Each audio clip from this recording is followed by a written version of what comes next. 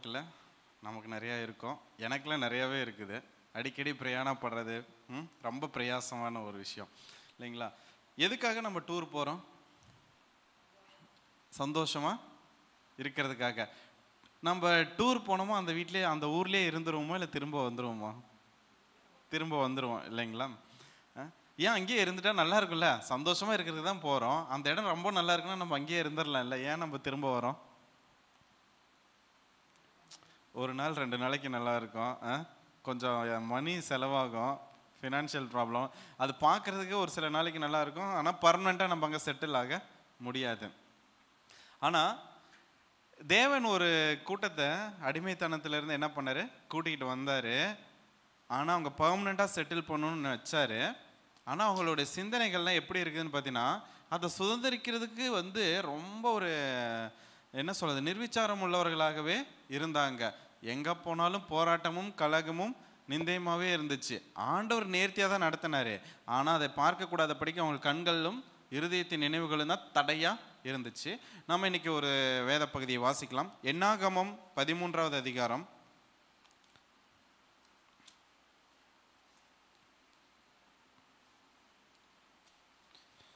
கர்த்தர் மோசேயை நோக்கி, பழைய ஏற்பாட்டில் 185வது பக்கம், என்னாகமும் 13வது அதிகாரம். கர்த்தர் மோசேயை நோக்கி, நான் இஸ்ரவேல் புத்திரருக்கு கொடுக்கும் கானான் தேசத்தை சுற்றி பார்ப்பதற்கு நீ மனிதரை அனுப்பு, ஒவ்வொரு பிதாக்களின் கோத்திரத்திலும் ஒவ்வொரு பிரபுவாகிய புருஷனை அனுப்ப வேண்டும் என்றார். இந்த இடத்துல நம்ம வைக்கலாம். முதல் 2 வசனங்கள் எதுக்காக அனுப்பிச்சாரு? நீ போய் சுற்றி பாருங்க, உங்களுக்கு கொடுக்குற அந்த கானான் தேசத்தை என்ன பண்ணுங்க, ஒரு டூர் அடிச்சுட்டு வாங்க அப்படின்னு சொல்றாரு. இதில் மோசே என்ன பண்ணுறாரு? ஒவ்வொரு கோத்திரத்திலிருந்து ஒவ்வொரு ஆட்களை செலக்ட் பண்ணி அனுப்பிச்சி விடுறாங்க. அவங்க ஒரு 40 நாள் அந்த இடத்த சுற்றி பார்த்துட்டு வராங்க. சரிங்களா? இந்த இடத்துல நாம் இந்த பைபிள்லேருந்து கொஞ்சம் வெளியில் வருவோம். இங்கே இருக்கிற நம்மளை தேவன் இந்த இடத்த தான் உங்களுக்கு கொடுக்க போகிறேன், போய் சுற்றி பார்த்துட்டு வாங்க அப்படின்னு சொல்லி நம்ம பாஸ்டர் மூலமாக நம்மக்கிட்ட சொல்லப்படுது. என்ன பண்ணுவோம்? பாஸ்டர், நான் விட்டுட்டு வந்த வேலையெல்லாம் யார் பார்க்கறது? நான் ஒரு கான்வர்சேஷன் நான் ஒரு பேட்டர்ன் ஒரு ஐடென்டிஃபை பண்ணி வச்சுருக்கேன். நம்ம ஊர் ஆட்கள்லாம் ஒரு இடத்துல கூட்டமாக கூட்டினா என்ன பேசுவாங்க தெரியுமா? அதிகம் ஆண்டவர் அறியாதவங்க எல்லாருமே, காட்டில் என்ன போட்டிருக்கிறீங்க, மாடு எத்தனை லிட்டர் பால் கறக்குது, பிள்ளைங்களாம் நல்லா இருக்காங்களா, தோட்டத்தில் தண்ணி மழை பெஞ்சிச்சா, இந்த மாதிரி. இதுவே சென்னை சைடு பார்த்தோம்னு வச்சுக்கோங்களேன், அவங்களுடைய அந்த வர்த்தக ரீதியாக நிறையா பேசுவாங்க இல்லையா அங்கிள்? அது மாதிரி பிஸ்னஸ் எப்படி போகுது, என்ன பண்ணுது. இதே பெங்களூர் சைடு போகணுன்னு வச்சுக்கோங்களேன், அவங்க ட்ரெண்டே வேறு மாதிரி இருக்கும். வீக்கெண்டு அங்கே இங்கே பிளானு ட்ரிப்பு எல்லாம் பிளான் பண்ணிட்டீங்களா? அந்த ஆட்களுக்கு தகுந்த மாதிரியும் இடத்துக்கு தகுந்த மாதிரியும் அவங்களுடைய பேட்டர்ன்ஸும் அந்த வார்த்தைகளும் என்ன ஆகுது, மாறுபடுது இல்லைங்களா? இந்த இடத்துல இன்னைக்கு நாம் நம்மக்கிட்ட ஆண்டவர் அங்கிள் சொல்கிறாரு, அப்போ ஆண்டவர் நமக்கு வெளிப்படுத்தினா நம்ம சபை ஆட்களுக்கு இன்னைக்கு இந்த இடத்த நமக்கு கொடுக்க போகிறாங்க அப்படின்னு சொன்னா, எத்தனை பேர் நம்ம சரின்னு முழுமனதாக போவோம்னு நினைக்கிறீங்க? என் வீட்டில் கட்டி போட்ட மாடல்லாம் தண்ணி இல்லாமல் இருக்குது, சாயங்காலம் வந்தால் பால் கறக்கணும், யார் தீனி போடுவாங்க? நம்மளோட சிந்தனைகள் எல்லாம் இப்படிப்பட்டதாக தான் இருக்குது. இருக்கிற சூழ்நிலைகளையே தான் நம்ம பெரிதாக யோசிக்கிறோமே தவிர எங்கே போக போகிறோம் அப்படிங்கிறது தெரியும். ஆனால் தெரிஞ்சிருந்தோம் அதை சுதந்திரிக்கிறதுக்கு நம்மளுடைய சிந்தனைகள்னு ஒன்று இருக்குது பார்த்தீங்களா? அது மிக மிக தடையாக உள்ளதாக இருக்குது. ஆனால் அதனால தான் நம்ம ஒரு சுதந்திரமாக ஒரு இடத்துல போய் உட்கார்ந்தாலும் அது நமக்குரியது தான், இது ஆண்டவர் கொடுத்தது தான், இந்த ஊழியம் நமக்காக ஏற்படுத்தது தான் என்ன இருக்குல்ல, குழப்பங்கள் இடையில வந்துடும். நிஜமாவே ஆண்டவர் தானா இதை கூட்டிகிட்டு வந்தவர்னு ஒரு நிறையா நேரத்தில் அது திருமணம் ஆனவங்களுக்கு அந்த ஸ்டேஜில் ஒரு குழப்பம் இல்லைங்களா? தொழில் ஆரம்பிக்கிறவங்களுக்கு அதில் ஒரு குழப்பம், ஊழியத்துக்குள்ளே இருக்கவங்களுக்கு அதில் ஒரு குழப்பம். இது ஆண்டவர் ஏற்படுத்தினது தானா? உடனே ஃப்ளாஷ்பேக்கு போகும். அன்னைக்கு விட்டுட்டு வந்த மீன் வலையும் படகையும் திருப்பி பார்த்தார் இல்லையா? அது மாதிரி நமக்கும் போகும். ஒரு வேளை நான் அதையே பண்ணிட்டு இருந்தேன்னா நேரம் என்ன நல்லா இருந்திருப்பேன்னு இல்லை அப்படின்னு தோணும். அப்போ இது நம்மளுடைய சிந்தையே தான் அந்த ஜனங்களுக்கும் அன்னைக்கு இருந்தது. அதே அதிகாரத்தில் 16வது வசனத்தை ஒரு வாசிக்கலாம். தேசத்தை சுற்றி பார்க்கும்படி மோசே அனுப்பின மனிதரின் நாமங்கள் இவைகளேன்னு சொல்லிட்டு நூனின் குமாரனாகிய ஓசையாவுக்கு யோசுவா என்று மோசே பேரிட்டு இருந்தான். அடுத்து பாருங்களேன் 17. அவர்களை மோசே கானான் தேசத்தை சுற்றி பார்க்கும்படி அனுப்பிகள் அவர்களை நோக்கி, நீங்கள் இப்படி போய் தெற்கே போய் மலைகள் ஏறி இப்படியெல்லாம் மேப்பு பிளான் போட்டு கொடுக்குறாரு. நீங்கள் இப்படி இப்படி பார்த்துட்டு வாங்க, இந்த இடமெல்லாம் வந்து இவங்க இருப்பாங்க அப்படின்னு சொல்லிட்டு அப்படியே கீழே வந்தவனா 27வது வசனம். அவர்கள் போயிட்டு வந்துடுறாங்க. 25லேருந்தே வசிக்கலாம். அவர்கள் தேசத்தை சுற்றி பார்த்து 40 நாள் சென்ற பின்பு திரும்பினார்கள். அவர்கள் பாரான் வனாந்தரத்தில் இருக்கிற காதேசுக்கு வந்து மோசே ஆரோன் என்பவர்களிடத்திலும் இஸ்ரவேல் புத்திரராகிய சபையார் எல்லாரிடத்திலும் சேர்ந்து அவர்களுக்கும் சபையார் அனைவருக்கும் சமாச்சாரத்தை அறிவித்து தேசத்தின் கனிகளை அவர்களுக்கு காண்பித்தார்கள். இந்த இடத்துல ஒரு புல் ஸ்டாப் வைக்கலாம். நம்ம டூர் போயிட்டோம்னா வீசன கையும் வெறுங்கையுமா வரமாட்டோம் இல்லைங்களா? போகும்போது ஒரு பேக் எடுத்துகிட்டு போயிருப்போம், வரும்போது 3 பேக்காக வரும் இல்லைங்களா? ஏன்னா அங்கே ஸ்பெஷலாக நம்ம கிடைக்குமே. ஏதாவது பிள்ளைங்களை கூட்டிகிட்டு போனோமா சொல்லவே வேண்டாம். ரோட்டில் உழுது பிறண்டாவது என்ன பண்ணிடுங்க, அது காரியத்தை சாதிச்சு நம்மக்கிட்ட வாங்கி தர சொல்லி வாங்கிட்டு வந்துடுவாங்க. அப்போ இவங்க என்ன பண்ணுறாங்க, அந்த தேசத்தின் நலமானவைகளை பேக் பண்ணி எடுத்துகிட்டு வந்திருக்காங்க. எப்படி 40 நம்ம கொஞ்சம் பேர் தான் போயிருக்கோம் அந்த கோத்திரத்துக்கு தலைவர்கள் ஒருத்தரா. அதனால் என்ன பண்ணணும், இங்கே லட்சக்கணக்கான ஜனங்கள் இருக்காங்க, ஏதோ எவிடன்ஸ் காட்டணுமில்ல. நிறைய பேர் நம்ம இந்த காலமாக இருந்தால் செல்ஃபி எடுத்துகிட்டு வந்துடுவோம். அங்கே போய் சுற்றி பார்க்குறதெல்லாம் நாங்கள் போகிறது இல்லைங்க. போயிட்டோன்னு செல்ஃபி தான் எடுக்கிறது. என்னென்ன டைரக்ஷனில் எப்படி எடுக்க, அந்த இடம் நல்லா இருக்குது கொஞ்சம் பார்க்கலாம், கொஞ்சம் உட்காந்து ரசிக்கலாம், அதெல்லாம் வராது. ஃபோன் எடு, செல்ஃபி எடு, இப்படியே தான் இருக்கும். அப்போ இந்த காலத்தில் நம்ம என்ன பண்ணியிருப்போம், ஃபோட்டோ எடுத்துகிட்டு வந்து காட்டிகிட்டு இருப்போம். அதுவும் வந்து திரும்பி வந்து நம்ம யார்ட்டையும் ஃபோனில் வச்சு காட்டுறதில்ல, எடுத்து அங்கேயே அப்படியே ஸ்டேட்டஸ் போடணும், உடனே லைவாக அப்டேட் கொடுக்கணும்ல. அப்புறம் நம்மளை பற்றி என்ன நினைப்பாங்க, அதெல்லாம் ஒரு சோசியல் ப்ரெஸ்டீஜ் இந்த காலத்தில் அப்படின்னு நினச்சிக்கிட்டு இருக்காங்க இல்லைங்களா? அதுதான் பிசாசுக்கு நம்ம வாசல் எல்லாத்தையும் திறந்து வச்சுட்டு போயிருக்கு. நான் இங்கே போயிருக்கிறேன் ஒரு வாரத்துக்கு, நான் வருவதுக்கு 1 வாரம் ஆகும், கொள்ளைக்காரன் எவன் எங்கெங்கே இருக்கணும் எல்லாம் ஸ்டேட்டஸை பார்த்துக்கோ, நீ வந்து வீட்டில் நான் வர்றதுக்குள்ளே வீடு காலியாக இருக்கணும். இது மாதிரி தான். அப்புறம் வந்து நம்ம என்ன பண்ணுறதுன்னு இன்ஸ்டாகிராம் அது இதில் போடுறோம். போட்டுட்டு கண்காணிக்கிற ஆவிகளுக்காக நாங்கள் ஜெபிக்கிறோம். ஆண்டவரே எங்களை கண்காணித்து வருகிற, எங்கே யார் உங்களை கண்காணிக்கணும், நாமளே எல்லாத்தையும் போடுறோம். நெட்டில் எடுத்து எல்லாம் பக்கம் பக்கமாக ஸ்டோரி எழுதி போடுறோம். அப்புறம் எதுக்கு நம்ம வந்து கண்காணிக்கிற ஜபத்துக்கு பாஸ்டர் ஜபம் பண்ணிகிட்டு இருக்கணும். உங்களையே ஒருத்தன் வேவு பார்த்துட்டு இருக்கிறான், உங்களை கண்காணிச்சிட்டு இருக்கான் சத்ரு அப்படிங்கிறப்ப கண்காணிக்கிறதுக்கு நாமளே வழிவாசல்கள் எல்லாத்தையும் திறந்து வச்சிட வேண்டியது. நம்மளே அவன் வந்து அப்சர்வ் பண்ணி பார்க்க வேணாம், அவன் சும்மா நின்னாவே நாமளே எல்லாத்தையும் ஷோ காட்டிடுவோம். அது மாதிரி தான் இருக்குது இந்த நாட்களில். குறிப்பாக இந்த வாலிப பிள்ளைகளுக்கு இருக்கிற அதை வந்து ஒரு ட்ரெண்டு, ஒரு ப்ரெஸ்டீஜ் அப்படின்னு நினச்சிட்டு இருக்காங்க. ஆனால் அதெல்லாமே மிகவும் ஆபத்தானது இல்லைங்களா? அது அந்த ஆப்பில் பார்த்தீங்கன்னா நம்ம ஃபோட்டோவை கொடுத்தா எப்படி வேணாலும் பொண்ணுங்கெல்லாம் பேண்ட் ஷர்ட் போட்டுட்டு ஸ்டேட்டஸ் வைக்கிறத நான் பார்த்தேன். அதான் நேற்று அம்முகிட்ட கேட்டிருந்தேன், என்னது நான் அதெல்லாம் அப்படி தான் இப்போ பண்ணிகிட்டு இருக்கிறாங்க. அப்புறம் வந்து என்ன பண்ணுறது, நெட்டில் ஃபோட்டோ போடாதீங்கன்னா போட்டுற வேண்டியது, போட்டுட்டு பலவித பிரச்சனைகளுக்கு இவங்களே தொடக்க புள்ளி வச்சுறது, அப்புறம் முடிவு புள்ளி அவங்க முடிச்சு வச்சிடுறாங்க. அப்போ என்ன பண்ணணும், நம்ம சிந்தனைகளில் தெளிவில்லை. நிறையா நேரங்களில் வருவோம் கதைக்கு. என்ன ஆச்சுன்னா, தேசத்தை சுற்றி பார்த்து அவங்க என்ன பண்ணியிருக்காங்கன்னு பார்த்தீங்கன்னா, அந்த கானான் தேசத்தின் கனிகளை அவர்களுக்கு காண்பித்தார்கள், கொண்டுட்டு வந்திருக்காங்க. கனிகள் வந்து என்னத்தை இந்த இடத்துல குறிக்குதுன்னா, அங்கே இருக்கக்கூடிய நலமானவைகளையும் அங்கே சுதந்திரிக்கிறதுக்கு நமக்கு வைத்திருக்கப்பட்டதான காரியங்களையும் தான் அவங்க திரும்ப கொண்டு வந்து இங்கே எல்லார்ட்டையும் காட்டியிருக்கிறாங்க. இன்னைக்கு நாம் இந்த சூழ்நிலையில் என்ன விதமான சூழ்நிலையில் இருக்கிறோம், நம்ம என்ன விதமான கனிகளை வந்து காட்டிக்கிட்டு இருக்கிறோம்.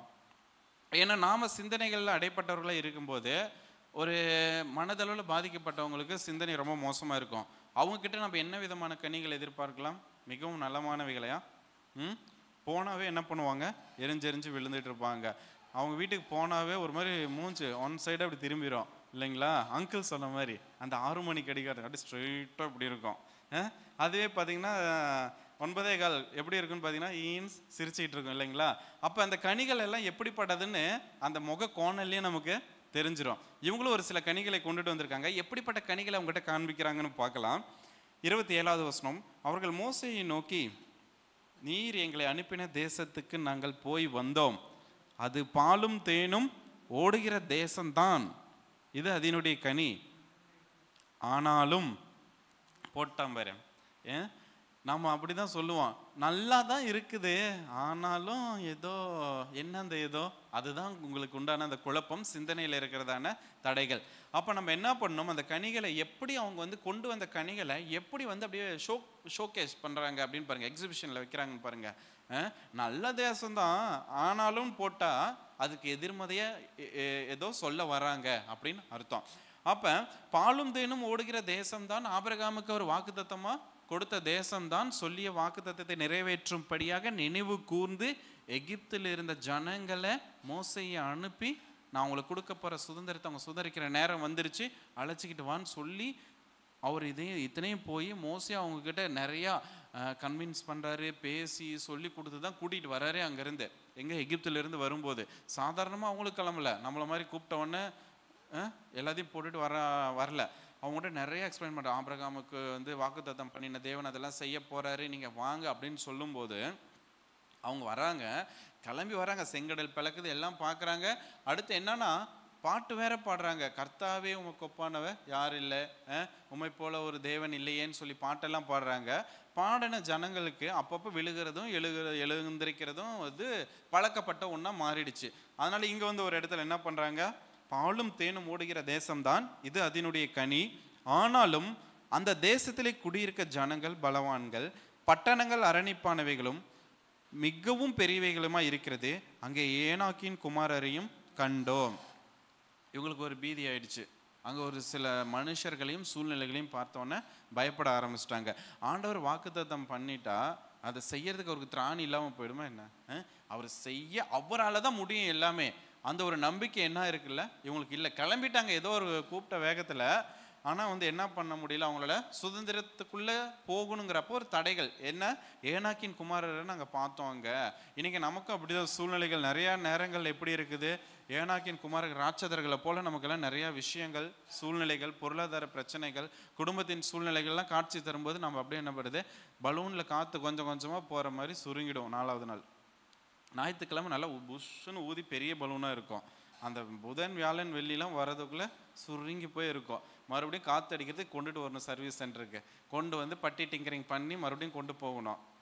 இப்படியே எத்தனை நாளைக்கு நம்ம ஓட்ட முடியும்? இது நமக்குரிய சுய பிரயோஜனத்திற்காகவே போராடி கொண்டிருக்கும் பொழுது நம்ம எப்படிப்பட்ட கனிகளை கொடுக்க முடியும்? எழுகிறதும் விழுகிறதுமா இருந்துச்சுன்னா நம்மளுடைய கனிகள் எப்படிப்பட்டவைகளாக இருக்கும்? அவங்க காட்டின மாதிரி தான் நாமளும் ஷோ பண்ணிக்கிட்டு இருப்போம்.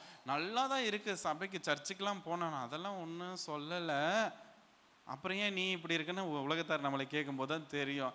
அது இப்போ நான் என்ன சொல்கிறது அப்படிங்கிற மாதிரி தான். அன்னைக்கு எங்கள் ஒருத்தவங்க வந்தாங்க, எப்படி இருக்கிறீங்க, ஃபஸ்ட் எடுத்து நல்லா இருக்குன்னு சொன்னாங்க, செகண்ட் டைமு இருக்குது தான், அதை எப்படி நான் சொல்கிறது, அந்த ரியாக்ஷன் எல்லாம் மாறும். அப்போ அதில் என்னன்னா இருவிதமான நினைவுகள். நல்லா இருக்க நம்ம வந்துட்டோம், ஒருத்தவங்க நம்பிக்கையாக வந்துட்டோம்னா அவர் கையை பிடிச்சிக்கணும். இல்லை அவர் மேல் நம்பிக்கை இல்லாமலாம் நம்ம ஏறி உட்காந்துருப்போம் அந்த பிரயாணத்தில். அவர் இப்போ நம்ம ஒரு பஸ்ஸு ஓட்டுறோம், பஸ்ஸில் போகிறோம், பஸ்ஸில் போகிற டிரைவர்கிட்ட போயிட்டு நீங்கள் ஏறுறதுக்கு முன்னாடி எப்படி கேட்பீங்க, உங்கள்கிட்ட லைசன்ஸ் இருக்குதா, இந்த பஸ்ஸுக்கு எஃப்சி இருக்குதா, எல்லாம் எத்தனை பேருக்கு அப்படியே கேட்டுட்டு நம்ம பஸ்ஸில் ட்ராவல் பண்ணுறோம்? அப்படி கேட்டோம்னா அம்மா கொஞ்சம் நகரு, முன்னாடி என்ன விட்டு ஏற்றிடுவோம் மேலேயே, நகருன்றவான் இல்லையா? அப்படி தான். ஆனால் ஆண்டவர்கிட்ட வந்தால் மட்டும்தான் பல பரீட்சைகள் வித்தியாசமாக இருக்குது. ஆட்களுக்கு அப்பா உன்னை கூட்டிகிட்டு போகிறேன்ப்பா, கானான் தேசத்துக்கு போகலாம்ப்பா அப்படின்னு சொல்லி தான் கூட்டிகிட்டு வர்றாரு. இதுக்கு முன்னாடி இதை விட பெரிய அதிசயங்களை பார்த்தாரு, பார்வோனின் சேனைகள் எல்லாம் மூழ்கிட்டு. ஆனால் பார்த்துட்டு வந்தோம், இவங்களுடைய மனசு ஒரு சந்தேகத்திற்கு இடம் கொடுக்குற மனசாக இருக்குது. என்ன விஷயம்னா அவங்க ஆண்டவரை இன்னும் முழுமையாக அறியல, அதுதான் விஷயம். அவருடைய வல்லமையை பார்த்தாங்க அவங்க கண்ணார, ஆனால் அவரை பற்றி கொள்ளக்கூடிய அந்த விசுவாசத்துக்குள்ள அவங்க என்ன பண்ணல, நிலைக்கல. இன்னைக்கு நம்ம ஊழியத்திலும் அப்படிதான். நிறைய நேரங்களில் சோர்வு வரும்போது நம்ம என்ன பண்ணிடக்கூடாது, ஆட்களுக்காக நம்ம ஊழியம் பண்ணல, சூழ்நிலைகளுக்காக ஊழியம் பண்ணல, ஆண்டவருக்காக பண்ணுறோம். நம்ம ஆண்டவருக்குள்ளே ரட்சிக்கப்பட்டேன் அப்படின்னு வந்துட்டோம்னாவே முழுக்க முழுக்க நம்ம யாரை பிடிச்சிக்கணும், அவரை பிடிச்சிக்கணும் இல்லைங்களா? அடுத்த வசனத்தை வாசிக்கலாம். ஆனாலும் அந்த தேசத்திலே குடியிருக்க ஜனங்கள் பலவான்கள். நமக்கும் சூழ்நிலைகள் குடும்பங்களில் நிறைய நேரங்களில் இது மாதிரி சூழ்நிலை காரியங்கள் தென்படுவது உண்டு. தென்படலைனாலும் சின்னதாக தெரிந்தாலும் நம்முடைய மனசு அதை ஊதி ஊதி பெருசாக்கி பார்த்து பழக்கப்பட்டுருச்சு. என்ன விஷயம்னா அடிமைத்தனத்திலிருந்து வந்தோம் இல்லையா, ஏதோ ஒரு காரியம் நம்மளை அடிமைப்படுத்தியே வச்சுட்டு இருக்கணும், அப்போ தான் நமக்கு நல்லா இருக்கும். எங்கடா கொஞ்சம் விடுதலை ஆகிட்டோம்னு நம்ம யோசிச்சோம்னு வச்சுக்கோங்க, உடனே பிரச்சனை வந்துடும். அந்த சிந்தனைகள்லாம் இயேசு நாமத்தில் வெளியேறுவதாக. மிகவும் பெரியவைகளுமா இருக்கிறது. அங்கே ஏனாக்கின் குமாரரையும் கண்டோம். அந்த 29வது வசனம், அமலேக்கியர் தென்புறமான தேசத்தில் குடியிருக்கிறார்கள். அந்த ஜியோகிராஃபிக்கல் லொக்கேஷன், அந்த புவியியல் சார்பு நிலைகளை சொல்கிறாங்க, இந்தந்த இடத்துல இவங்க இருக்கிறாங்க அப்படின்னு சொல்லிட்டு. 30வது வசனம், அப்பொழுது காலேப் மோசேக்கு முன்பாக ஜனங்களை அமர்த்தி, நாம் உடனே போய் அதை சுதந்திரித்துக் கொள்வோம், நாம் அதை எளிதாய் ஜெயித்து கொள்ளலாம் என்றான். இப்படி தான் பாஸ்டரும் வார வாரம் பிரசங்கம் பண்ணுறாரு. சோர்வடையாதீங்க, ஜெபிக்கலாம், யுத்த ஜெபம், வல்லமையான ஆவிக்குரிய காரியங்கள் நம்ம எழுமணும்னு சொல்லி ஜெபிக்கிறாங்க. அப்போல்லாம் ஒரு உற்சாகம் தான் இருக்குது. கேட்டை தாண்டறதுக்குள்ளே சோர்வு வந்துடுதே பாஸ்டர், என்ன பண்ணுறது? அதுக்கு காரணம் என்னன்னா, முதலாவது ஆண்டவருடைய அந்த காரியத்தில் நம்ம உறுதி உள்ளவங்களா இருக்கணும். அவரை நம்பி வந்தால் அவர் தான், அவர் செய்யலாம், அவர் யாராலும் செய்ய முடியாது, ஆனால் செய்வார் அப்படிங்கிற. அவருக்கு வல்லமை இல்லாமல் போகலை, அவர் செய்யக்கூடாத தேவனும் கிடையாது. நம்ம வாக்குத்தத்தங்களை சொல்லி கூட்டிகிட்டு வந்திருக்கிறாரு. இப்படி என்ன பண்ணுறாரு? காலேப் அவங்கள தைரியப்படுத்துகிறார். சரிங்களா? அடுத்து 31வது வசனம், அவனோட கூட போய் வந்த மனிதரோ, நாம் போய் அந்த ஜனங்களோடு எதிர்க்க நம்மாலே கூடாது, அவர்கள் நம்மை பார்க்கிலும் பலவான்கள் என்றார்கள். உலகத்தில் இருக்கிறவன் என்ன, உங்களில் பெரியவர் தான், வல்லமையான. ஆனால் தேவன் என்ன பண்ணியிருக்கிறாரு? அவருடைய வல்லமை உங்களுக்கு கொடுத்துருக்கிறாரு, ஜெயிக்கும்படியா ஜெயித்தார். இப்போ நம்ம கையில் அதிகாரத்தை கொடுத்துருக்கிறாரு. ஆனால் நம்ம அந்த அதிகாரத்தை பயன்படுத்துறதே இல்லைன்னா தவறான வகையில் பயன்படுத்திக்கிட்டு இருப்போம். தேவையில்லாத காரியங்களுக்கெல்லாம் ஆண்டவரேன்னு உருண்டு பரண்டு போராடிட்டு இருப்போம். ஆனால் பயன்படுத்த வேண்டிய இடத்துல நம்ம பயன்படுத்துறதே இல்லை. அந்த வல்லமையான காரியம் என்னதுன்னு பார்த்தீங்கன்னா அவருடைய வார்த்தை, இல்லைங்களா? எனக்கு நிறையா பேர் அந்த விசுவாச வார்த்தை அறிக்கை அதெல்லாம் பண்ணுறதே இல்லை. சோர்வு வரும்போது உடனே என்ன பண்ணணும்? நம்ம விசுவாச அறிக்கை செஞ்சு அதை இயேசு நாமத்தில் முதலாவது என் சிந்தையை விட்டு வெளியேற்றேன் அப்படின்னு சொல்லணும். ஏன்னா சிந்தை தான் ஃபஸ்ட்டு மேனுஃபேக்சரிங் ஃபேக்ட்ரி, இல்லைங்களா? நம்ம ஒரு பிரச்சனையே நடக்க வேணாம், உங்களுக்கு ஆகாதவங்களோ உங்களுக்கு சூழ்நிலைகள் அப்படி நடக்கிற மாதிரி யாரோ அப்படி நடந்து கிராஸ் பண்ணி போயிட்டா போதும், நம்ம ஒரு சிந்தனையில் ஒரு 2 மினிட்ஸ் போதும், 2 நிமிஷம் போதும், உடனே நம்ம ஒரு பெரிய அளவுக்கு என்ன பண்ணிடுவோம்? பெரிய ஒரு சினிமா டைரக்டர் ரேஞ்சுக்கு நம்ம படத்தையே இயக்கிடுவோம். அப்படிலாம் நம்ம இருக்கவே கூடாது. இயேசுவின் நாமத்தில் அப்படிப்பட்ட சிந்தை என்னை விட்டு வெளியேறட்டும், என் தேவன் பெரியவர், அவர் எனக்கு போதுமானவராக இருக்கிறான்னு சொல்லி அந்த இடத்துல கேன்சல் பண்ணிடணும். அதை விட்டோம்னா தான் நமக்கு அந்த சிந்தனைகள் பழுத்து பெருத்து என்ன ஆகிடும்னு பார்த்தீங்கன்னா, அந்த டைரக்ஷன்லாம் கொண்டு வந்து கண் முன்னாடி உங்களுக்கு ஒரு ஃபில்மாகவே போட்டு காட்டிடும். அதுக்கு நம்ம இடம் கொடுக்க கூடாது. அப்போ காலேப் என்ன பண்ணுறாரு? அவங்கள தைரியப்படுத்திட்டு சொல்கிறாரு, நாம் போய் உடனே பாருங்க, நாம் போய் அந்த ஜனங்களோடு எதிர்க்க நம்மளே கூடன்னு சொல்லுறாங்க, அவர்கள் நம்மை பார்க்கலாம் பலவான்னு சொல்லிட்டு அடுத்து பேர் சொல்கிறார். அதுக்கு 30வது வருஷம், காலேப் நாம் உடனே போய் அதை சுதந்திரித்துக் கொள்வோம், நாம் அதை எளிதாய் ஜெயித்து கொள்ளலாம் என்றார். என்ன ரீசன்னு பார்த்தீங்கன்னா, அவர் ஆண்டவரை பிடிச்சிட்டாரு. ஆண்டவர் வெளிப்படையாக சொன்ன காரியங்களை அவர் உரிமை பாராட்டி பெற்றுக்கொள்கிறார். அதுக்கு தான் சர்ச்சில் சொல்கிறது, நிறையா நேரங்களில் ஒரு விடுதலைக்குரிய காரியங்களோ ஒரு ஆவியின் தாக்கத்திலிருந்து விடுதலை பெறும்போது வாயை திறந்து அறிக்கை பண்ணி அதை பெற்றுக்கொள்வோம்னு விசுவாசத்தோடு அறிக்கை பண்ணுங்கன்னா, இங்கே வந்தால் தான் உங்கள் சாந்த குணம் எல்லாருக்கும் தெரிந்திருக்க கடவுதுங்கிறத இந்த இடத்துல நிரூபிக்கிறது. ரொம்ப அமைதியாக, நான் ரொம்ப சாந்த குணம் உள்ளவங்க, நான் வாயை திறக்க மாட்டேன்ட்டு. வசனம் இருக்குது தான், இல்லைன்னு சொல்லலை. ஆனால் எந்த இடத்துல எந்த வசனத்தை இது பண்ணுமோ அந்த இடத்துல யூஸ் பண்ணணும், டிக்ளேர் பண்ணணும். ஏன்னா சாத்தான் முதலாவது நம்ம கட்டி வச்சிருக்க விடுதலை பெறக்கூடாது அப்படிங்க நம்முடைய வாய் அறிக்கை செய்து அதிலிருந்து விடுதலை பெறும்படியாக நாம ஒப்பு கொடுக்கணும். நம்ம அறிக்கை செய்வோம் அப்படின்னு சொன்னால் தான் சைலண்ட் மோடுக்கு போயிடுறது, அது ஆகவே ஆகாது. அப்போ காரியங்களை எல்லாம் அறிக்கை செய்யாமல் நம்ம எப்படி பெற்றுக்கொள்ள முடியும்? கூடவே கூடாது, இல்லையா? அப்போ என்ன பண்ணணும்? நம்ம இந்த நாட்களில் காலேப்பை போல நான் பெற்றுக்கொள்வேன், அது எனக்குரியது, உரிமை பாராட்டணும். நம்ம கூட்டத்தோடு சேர்ந்து நமக்காக 10 பேர் இருக்கிறதுல ஒருத்தவங்க 2 பேர் ஜெபம் பண்ணிக்கிறாங்க, அதனால வந்துருங்கிறது வாஸ்தவம். உண்மையிலேயே ஒருத்தருக்காகவும் ஆண்டவர் என்ன பண்ணுவார்? மனம் இறங்குவார். ஆனால் அதே நிமிஷம் நம்மளுடைய பங்கு என்ன அந்த இடத்துல? நம்மளும் சேர்ந்து அதை உரிமை பாராட்டி நம்ம பெற்றுக்கொள்ளணும், சுதந்திரவாளிகளாக மாறணும். அவனுடைய கூட 31வது வசனம், அவனுடைய கூட போய் வந்த மனிதரோ, நாம் போய் அந்த ஜனங்களோட எதிர்க்க நம்மாலே கூடாது, அவர்கள் நம்மை பார்க்கிலும் பலவான்கள் என்றார்கள். நாங்கள் போய் சுற்றி பார்த்து வந்த அந்த தேசம் தன் குடிகளை பட்சிக்கிற தேசம், நாங்கள் அதிலே கண்ட ஜனங்கள் எல்லோரும் மிகவும் பெரிய ஆட்கள். எப்பப்பா பாலும் தேனும் ஓடுகிறதான தேசம், பட்சிக்கிற தேசம் இவங்க கண்டாங்க? பாலும் தேனும் ஓடுகிற தேசம்னு சொல்லிட்டு 27வது வசனத்தில் பார்த்துட்டாங்க, சொல்லியிருக்காங்க.